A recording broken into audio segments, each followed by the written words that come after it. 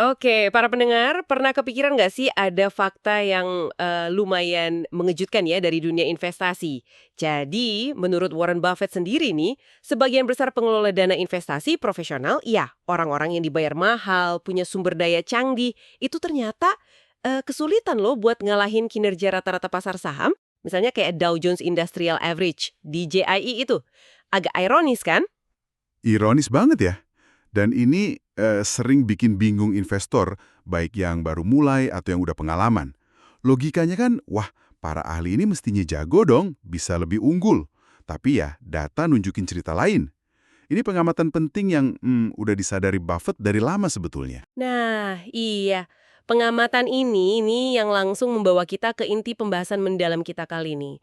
Kita bakal coba gali bab 3 dari catatan kemitraan awal Warren Buffett, judulnya Indeks Pasar, Alasan untuk Tidak Melakukan Apa-apa. Sumber kita ini dari surat-surat yang dia tulis buat para mitranya di awal-awal karirnya. Ini wah, kesempatan langka banget sih buat ngintip pemikiran investor legendaris waktu dia masih merintis. Betul sekali. Ini bukan sekedar teori ya, tapi pandangan praktis dari orang yang lagi membangun rekam jejaknya sendiri. Kita kayak, dikasih lihat gitu ya, cetak biru strategi investasi yang nantinya bikin dia jadi salah satu orang terkaya dan paling dihormati di dunia. Jadi, misu kita di diskusi kali ini, gampangnya kita mau bongkar logika di balik argumen Buffett ini. Kenapa sih strategi yang kedengarannya pasif banget, ya, tidak melakukan apa-apa, atau cuma investasi di indeks pasar, kok malah bisa jadi pilihan terbaik buat banyak orang? Oke, mari kita kupas tuntas ya pemikiran ini. Saya akan coba pandu Anda lewat poin-poin penting dari bab 3 ini, terus rekan saya di sini bakal kasih analisis sama konteks yang lebih dalam, biar pemahaman kita makin tajam. Oke, kita mulai dari yang paling dasar dulu ya. Gimana sih Buffett ngukur kesuksesan investasinya? Ternyata, bukan sekedar portofolionya hijau atau merah gitu aja di akhir tahun. Dalam aturan dasar nomor 4 yang dia bikin buat kemitraannya, dia nulisnya jelas banget. Saya kutip ya, apakah kita berhasil atau gagal tidak diukur dari apakah kita positif atau negatif untuk tahun tersebut, melainkan diukur terhadap pengalaman umum di pasar sekuritas sebagaimana diukur oleh Dow Jones Industrial Average, perusahaan investasi terkemuka, dan lain-lain, gitu katanya. Nah, ini tuh pergeseran paradigma yang fundamental banget. Fokus utamanya itu di kinerja relatif, bukan absolut. Gampangnya gini, apakah Anda bisa berenang lebih cepat dari arusnya? Bukan sekedar Anda ke bawah maju atau mundur sama arusnya. Jadi, ngalahin rata-rata pasar, waktu itu ya diwakili Dow Jones Industrial Average, itu target utamanya. Kalau kinerjanya lebih baik dari Dow, wah itu tahun yang sukses. Nggak peduli pasar lagi naik atau turun. Sebaliknya, kalau kalah dari Dow, wah siap-siap aja kata dia, dilempari tomat. Standarnya tinggi banget dan fokus ke apa yang bisa dikontrol, keunggulan relatif itu tadi. Dilempari tomat keras juga ya kedengarannya.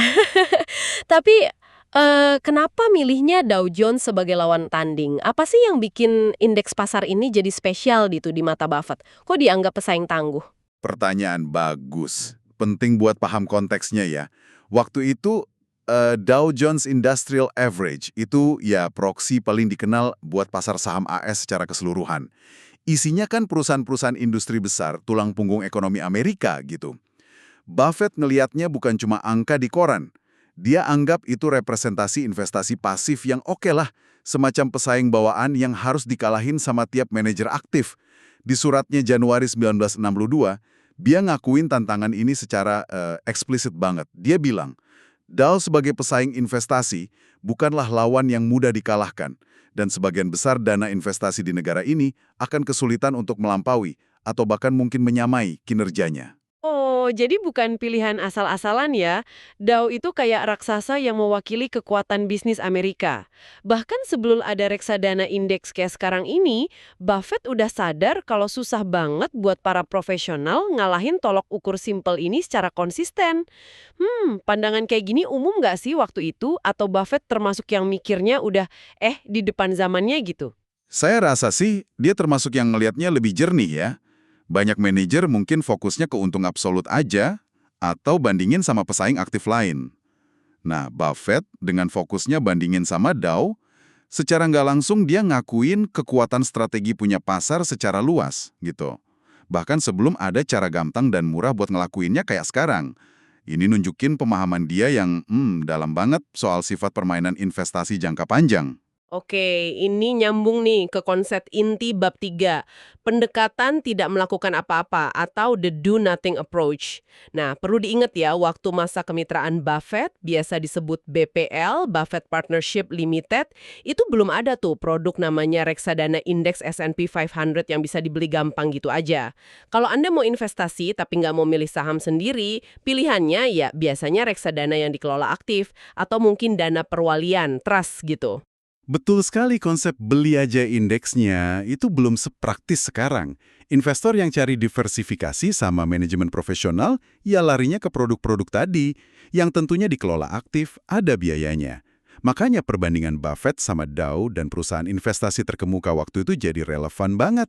Dia ngukur dirinya lawan alternatif terbaik yang ada buat investor pasif di zamannya dia. Menariknya Buffett itu nggak sepenuhnya nolak nilai reksadana aktif waktu itu loh.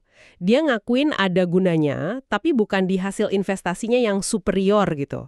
Di surat Januari 1964, dia nulis gini, nilai mereka tidak terletak pada hasil yang superior, melainkan saya rasa mereka mendapatkan bayarannya melalui kemudahan penanganan, kebebasan dari pengambilan keputusan, dan diversifikasi otomatis. Dia juga nambahin, reksadana ini bisa ngelindungin investor dari godaan buat ngelakuin hal-hal bodoh dalam investasi. Persis. Dia melihatnya lebih sebagai layanan ya, layanan kenyamanan dan disiplin, bukan mesin pencetak alfa atau keuntungan di atas pasar. Tapi, landscape ini kemudian berubah drastis banget. Munculnya reksadana indeks yang biayanya rendah banget dipelopori sama John Bogle lewat Vanguard 500 Index Fund tahun 1975, itu benar-benar revolusi. Bisa dibilang, inovasi Bogle ini secara signifikan naikin standar buat seluruh industri investasi. Revolusi, ya. Dan naikin standar. Gimana persisnya sih reksadana indeks ini bisa ngubah permainan sedrastis itu? Gini, reksadana indeks itu ngambil fungsi kemudahan penanganan sama diversifikasi otomatis yang dihargai Buffett tadi. Tapi dia ngelakuinnya dengan cara yang jauh lebih efisien. Dan yang paling penting, biayanya jauh lebih rendah. Coba bayangin, Anda dapat exposure ke seluruh pasar atau sebagian besarnya dengan biaya nyaris nol. Implikasinya gede banget dan kerasa sampai sekarang. Setiap investor aktif, mau itu manajer dana profesional triliunan dolar atau Anda yang ngelola portofolio sendiri, itu harus bisa hasilin kinerja lebih baik dari indeks pasar. Dan itu setelah dikurangi biaya sama pajak ya, baru bisa dibilang usahanya sepadan. Kalau enggak, ya ngapain repot-repot kan? Kenapa nggak pilih opsi tidak melakukan apa-apa yang lebih murah, simple, dan seringkali hasilnya malah lebih bagus? Wah, iya juga ya. Logikanya kuat banget sih. Warren Buffett bahkan punya sindiran tajam tuh buat dana investasi yang nyoba diversifikasi dengan beli dikit-dikit dari semua saham. Dia nyebutnya mazhab Bahtran Nuh, dua dari segalanya. Dia lihat model bisnis kayak gitu udah ketinggalan zaman, mungkin bakal punah di era di mana indeks nawarin diversifikasi serupa, tapi biayanya minimal. Itu kritik yang nunjukin inefisiensi ya. Diversifikasi yang kebanyakan tapi nggak ada keyakinan kuat di tiap posisi, ya ujung-ujungnya cuma niru kinerja pasar aja, tapi dengan biaya manajer aktif yang mahal. Reksadana indeks itu motong semua lemak itu. Kasih eksposur pasar murni, biaya minimal. Oke, terus balik ke pertanyaan awal tadi. Kenapa sih kok banyak banget manajer aktif yang pinter, berdedikasi, tapi kesulitan ngalahin indeks yang bodoh dan nggak dikelola? Buffett punya analogi bagus banget nih buat ini. Bebek di atas kolam. Di surat Juli 1964, dia jelasin, ketika air pasar naik, bebek itu naik. Ketika turun, bebek itu kembali turun. Saya pikir bebek itu hanya bisa menerima pujian atau celaan atas aktivitasnya sendiri. Namun kami juga sesekali mengepakkan sayap kami. Analogi yang brilian ya, dan gampang dipahami. Intinya gini, nilai portofolio Anda naik turun kayak bebek di atas air, itu sebagian besar ya karena pergerakan pasar aja, permukaan airnya. Itu bukan bukti keahlian Anda atau manajer Anda. Pasar lagi naik kencang, bull market, itu nggak otomatis bikin manajer jadi jenius. Bener banget, keahlian yang sebenarnya atau skill investasi menurut Buffett itu ada di kemampuan buat mengepakkan sayap. Maksudnya, ya bisa hasilin kinerja relatif yang lebih baik dibanding pasar, Bisa naik lebih tinggi pas pasar naik, atau turunnya lebih sedikit pas pasar turun. Nah, itu ukuran sebenarnya. Ini terus munculin pertanyaan besar yang selalu ditanyain Buffett, termasuk di suratnya tahun 1965. Kenapa para manajer investasi yang pinter, pendidikannya tinggi, akses informasinya luar biasa, pengalamannya bertahun-tahun, kok secara kolektif dan konsisten gagal ngalahin rata-rata pasar? Padahal pasar itu diwakili indeks yang nggak dikelola sama sekali. Dan yang bikin dia makin penasaran, mungkin frustrasi juga ya, itu betapa jarangnya masalah fundamental ini didiskusiin secara terbuka di Wall Street waktu itu. Dia nulis di Januari 1965. Anehnya, hampir tidak ada literatur Wall Street yang membahas masalah ini, dan diskusi tentangnya hampir tidak ada di pertemuan masyarakat analis sekuritas, konvensi, seminar, dan lain-lain. Rasanya kayak ada gajah di dalam ruangan gitu ya, yang semua orang pura-pura nggak lihat. Mungkin karena kalau ngakuin susah ngalahin pasar, itu bakal ngerusak model bisnis banyak perusahaan investasi. Natural buat nggak terlalu nyorot fakta ini, ya. Warren Buffett keras banget argumennya.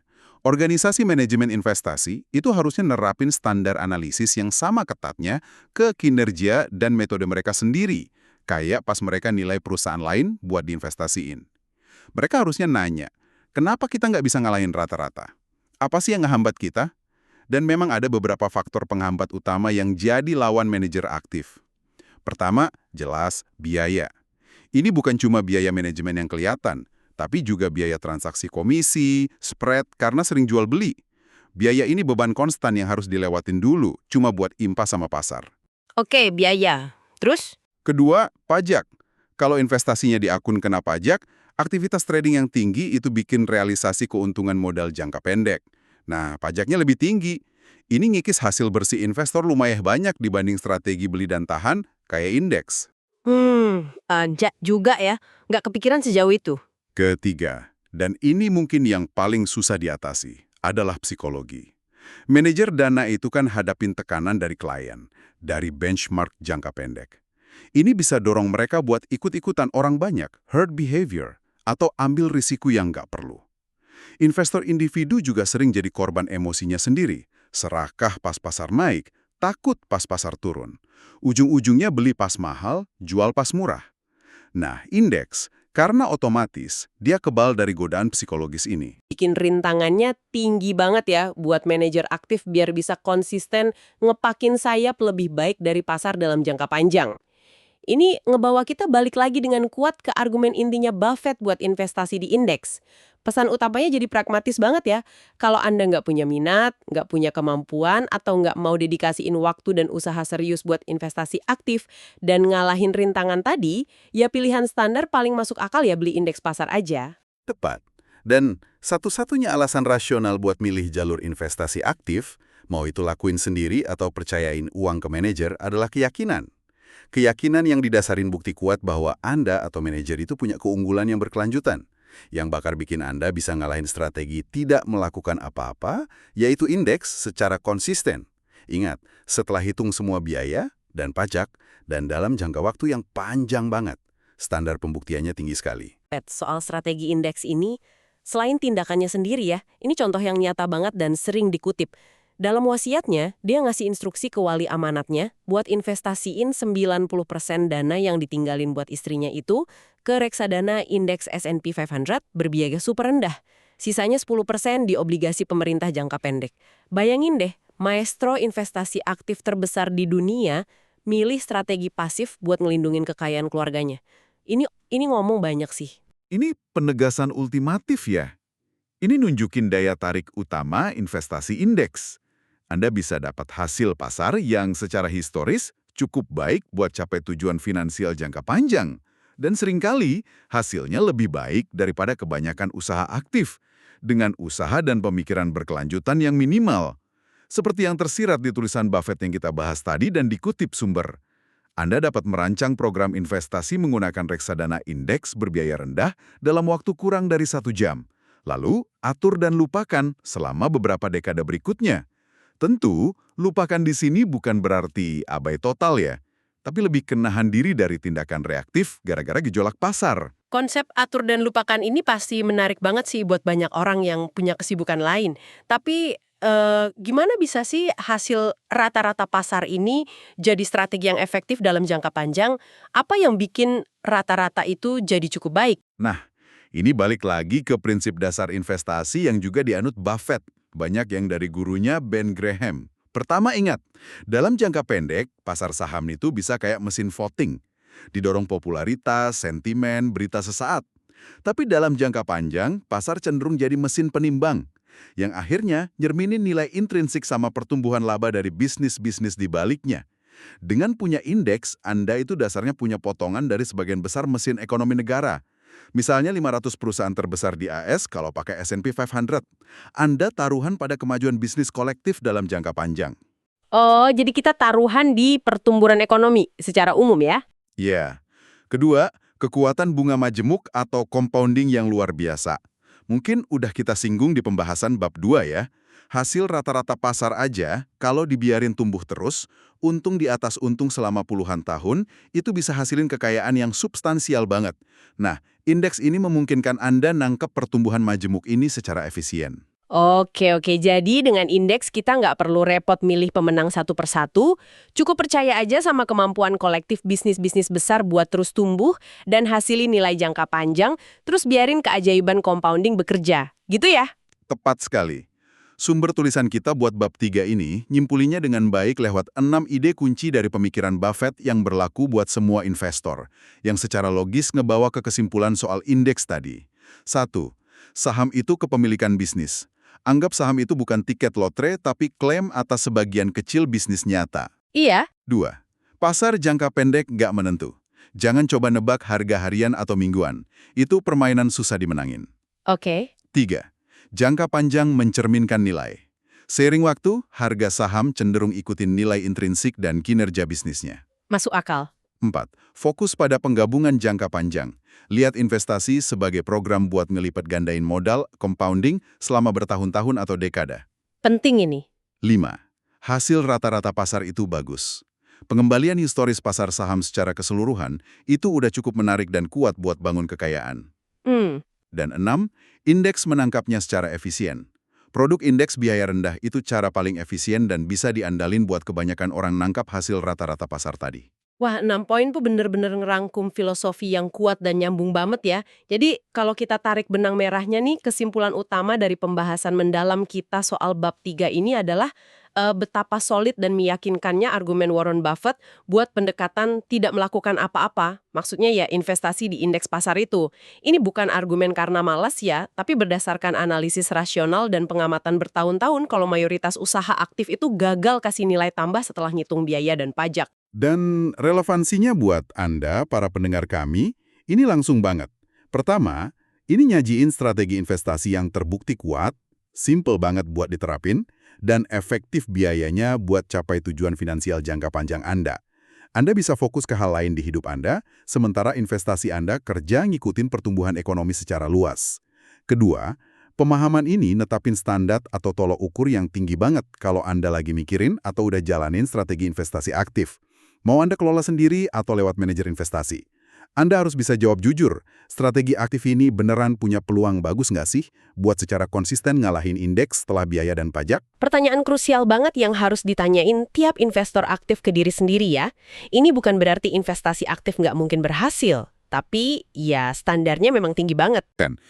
Mengingat bahwa Warren Buffett, seorang praktisi investasi aktif yang bisa dibilang paling sukses dalam sejarah, secara terbuka ngakuin betapa susahnya ngalahin pasar, dan secara eksplisit rekomendasiin investasi indeks buat sebagian besar orang, termasuk buat warisan istrinya sendiri. Pertanyaan pentingnya jadi gini, apa sih yang benar-benar meyakinkan Anda secara spesifik bahwa pendekatan aktif yang Anda pilih, entah Anda lakuin sendiri atau lewat manajer pilihan Anda, itu punya keunggulan yang jelas, bisa diidentifikasi dan berkelanjutan, yang bakal memungkinkan dia secara konsisten ngalahin tolok ukur indeks yang simpel dan murah ini dalam jangka waktu yang panjang banget. Di mana letak alfa atau keunggulan unik Anda atau manajer Anda itu? Keunggulan yang bahkan seorang Buffett pun skeptis bisa ditemuin dan dipertahanin sama kebanyakan orang.